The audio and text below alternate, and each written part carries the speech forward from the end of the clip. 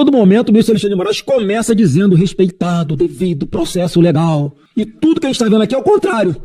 O próprio ministro, o juiz da causa, manda para esse mecanismo aqui dele no TSE, quem são os alvos que ele quer investigar. Não passa pelo Ministério Público, não passa pela Polícia Federal. Que devido processo legal é esse? Que ignora o Ministério Público, que ignora a Polícia Federal, que só pega parlamentares de direita, como o senhor falou agora, só parlamentares de direita. Será que nenhum parlamentar de esquerda, senador Joacim, é suspeito de publicar alguma fake news? Quer dizer, ele próprio, a obsessão dele era tamanha que ele próprio tomava conta, ele próprio mandava o pedido de produção de relatórios para ele próprio decidir. O senhor falando direto com o Paulo Gonet, é isso? O que o senhor falava direto com o Paulo Gonet? O que o senhor falava direto com o Lucas, que era assessor dele? Quais eram as demandas que eu não consegui ler rapidamente aqui e entender? O senhor podia explicar pra gente? Doutor Paulo Gonet, vice-PGE, me pediu para entrar em contato com você sobre um assunto que o doutor Paulo tratou com o ministro Alexandre hoje cedo. Tá aqui, ó. Eu não consegui enviar, mas a conversa tá aqui, dentro do meu telefone.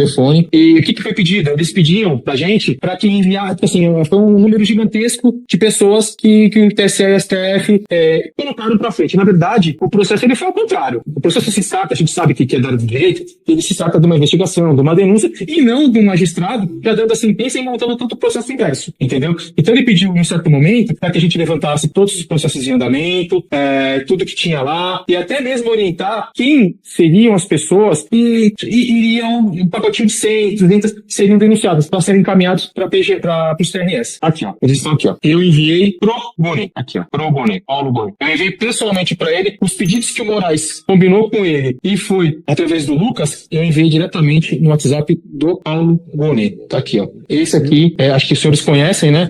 Esse aqui é Paulo Gonet.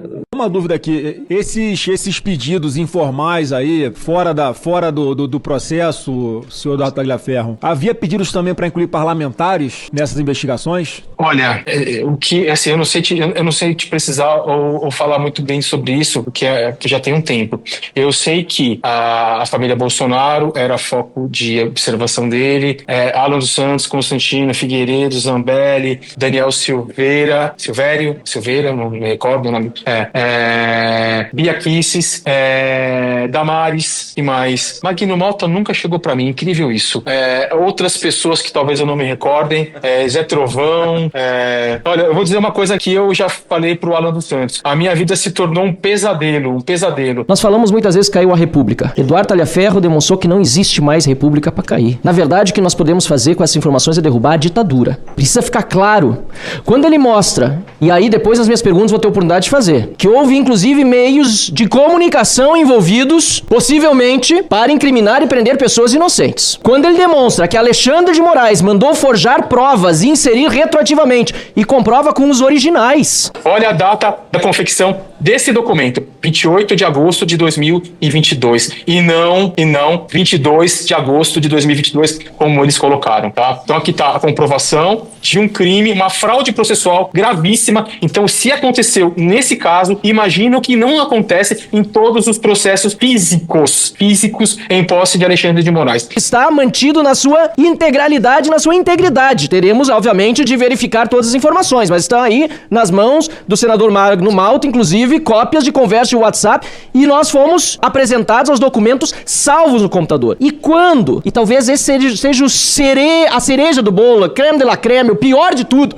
Quando o senhor Eduardo Tagliaferro mostra uma conversa de WhatsApp com o Paulo Gonet, procurador-geral da República, no seu aplicativo pessoal, denunciando pessoas diretamente sobre um assunto que o Dr. Paulo tratou com o ministro Alexandre hoje cedo. Eles estão aqui, ó. Eu enviei pro Gonet, aqui, ó, pro Gonet, Paulo Gonet. Eu enviei pessoalmente para ele os pedidos que o Moraes combinou com ele e foi através do Lucas, eu enviei diretamente no WhatsApp do Paulo Gonet. Tá aqui, ó. Esse aqui, acho que os senhores conhecem, né? Esse aqui é Paulo Gonet. Se comprova que tudo isso é mais do que uma farsa. É uma forma de perseguir opositores e corroer a democracia.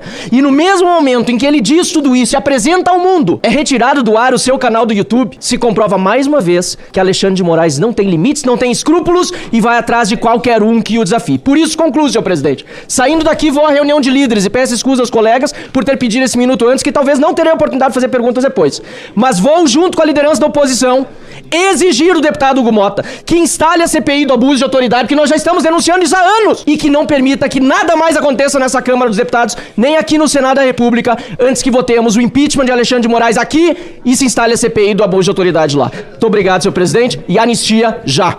Que inclusive pedir a suspensão do julgamento que está acontecendo no STF neste momento, mas eu vou suspender a sessão para convido os parlamentares. Tem que suspender o julgamento e prender o Alexandre de Moraes. Pois é, vamos. Caso de prisão. Aquele julgamento está contaminado, as provas estão contaminadas. Qualquer estudante de direito sabe que tem que interromper aquele julgamento hoje. Chega, gente. Olha só, as provas estão aí. Eu sou militante de direitos humanos há mais de 35 anos. O que nós estamos vendo aqui é uma grande violação de direitos humanos. Pessoas foram acusadas, busca e apreensões foram feitas. A comprovação da caça. Pessoas foram presas com provas falsas, provas forjadas por um magistrado. Esse magistrado tinha que ser preso hoje. E o ministro Barroso, olha, vou dizer uma coisa, eu tenho diferenças com Barroso, mas ele é um jurista sério. Ele teria que interromper esse julgamento hoje. O Brasil precisa ver o que nós estamos vendo aqui. Barroso tem que ter acesso a esse material hoje e tem que tomar uma providência, e o Davi Alcolumbre também. Que raio de Senado nós somos, depois de tudo isso aqui, a gente não fizer nada ainda hoje. Tá aqui a minha indignação. Nos deparamos no tudo isso com os benefícios da colaboração premiada. Não há como dizer que ela não tem sustentação. Isso é impossível. Se nós dissermos que ela não tem sustentação, a ação penal também não tem, porque ela instrui, ela ajuda. Ela não é prova, ela é meio de obtenção de prova, mas ela contribuiu indiscutivelmente para a ação penal. O Mauro Cid deu fatos que foram confirmados em juízo, menos os fatos de extrema relevância. Nem todos confirmaram. A prova, isso é uma questão de prova, isso é o devido processo legal. Nem toda prova se confirma. Muitas vezes se denuncia e se pede absolvição ao final. Mas o professor Paulo Gonet sugeriu uma pena, sugeriu que os benefícios dele fossem alterados. E nós aí vamos discordar novamente da acusação, doutor. Porque se a colaboração premiada dele é sólida, e foi reiterada inúmeras vezes, inclusive pelo professor Paulo Gonet, se ela dá sustentação e dá dinâmica dos fatos, por que ele não teria os benefícios que ele ajustou? Não seria justo que o Estado agora, depois de fazer tudo isso, depois dele estar com cautelares diversas da prisão por mais de 2 anos, afastado de suas funções, inclusive agora pediu baixa do Exército, porque não tem mais condições psicológicas de continuar como militar, que agora, chega no final, o Estado diga assim, não, realmente, tu me ajudou, tá tudo certo, mas eu vou te condenar. Se fizermos isso, acabou o Instituto da Colaboração Premiada. Ou ele vale, ou ele não vale. Ou nós anulamos e não tem pedido acusatório de anulação, nem da autoridade policial que contratou, e é um contrato jurídico. Foi validado pelo ministro relator inúmeras vezes. Então, fazendo essas considerações, já avançando além do tempo, e não posso me passar no tempo do meu professor, eu peço a confirmação da colaboração premiada com todos os benefícios ajustados, nos termos das nossas alegações finais. Muito obrigado. Kevin Lima, da reunião lá na casa do deputado Luciano Zucco, que é o líder da oposição dentro da Câmara dos Deputados. Ele está dizendo o seguinte, que, por exemplo, o pessoal do Centrão tem dito o seguinte, não dá para voltar a anistia antes da conclusão do julgamento que está acontecendo aqui no Supremo Tribunal Federal, no plenário da primeira turma. O PL, nessa reunião de hoje, não tem isso. Nós queremos votar já nessa semana um projeto prevendo uma anistia ampla, geral e restrita. Agora, às 14 horas, vai ter uma reunião de líderes, em que eles vão discutir, o PL vai levar essa pauta, vai pedir para que seja incluída na votação dessa semana esse projeto da anistia. Lá dentro do plenário, eu conversei com o líder do PT, o Lindbergh Farias, que me disse, olha, assim que estiver perto de 14 horas, eu vou para essa reunião lá na Câmara, que é a reunião de líderes, mas vou levar minha posição contrária à votação da anistia neste e em qualquer outro momento.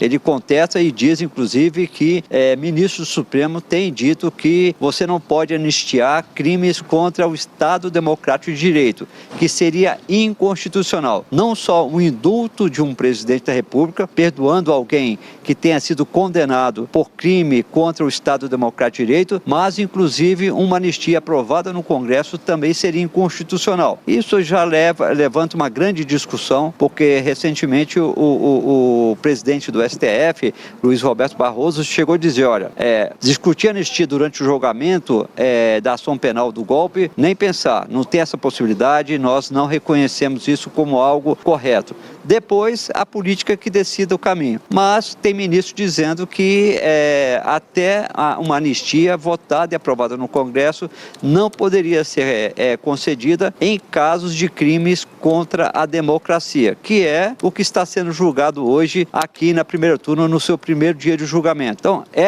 a reunião de líderes de hoje vai ser tensa, exatamente por conta disso, mas, inclusive, os líderes do Centrão estão tentando convencer os bolsonaristas, Camila, Leilani e Gabeira, de que durante o julgamento realmente não há clima para votar. Depois, sim, você poderia ter clima para votar, mas teria que ser negociada, Leilani, e negociada na linha de seguinte, olha, vamos votar anistia para o ex-presidente Jair Bolsonaro, mas vamos manter a inelegibilidade dele.